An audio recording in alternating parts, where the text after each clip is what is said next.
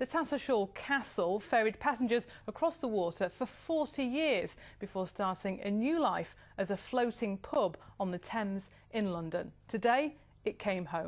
Philip Norton explains. Arriving home. For 40 years, the Tattershall Castle was one of the only ways of crossing the Humber. Today, she returned, on her way to a refit in Hull, after spending decades on the Thames as a pub.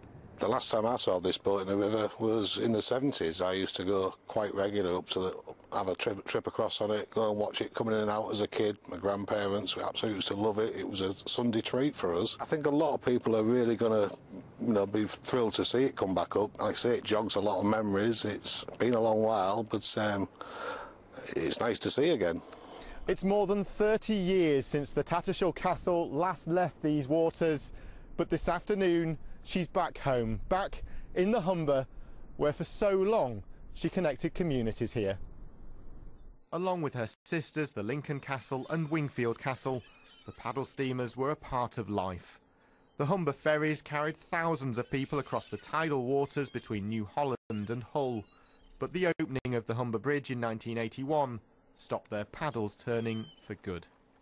The Wingfield Castle's preserved in Hartlepool, but the Lincoln Castle was unceremoniously broken up in Grimsby in 2010 after an ownership dispute.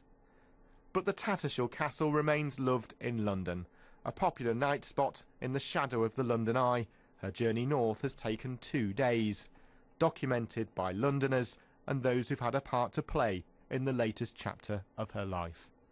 She'll return to the capital in May after some tender loving care from her friends and family in the north. Philip Norton, BBC Look North at Spurn Point.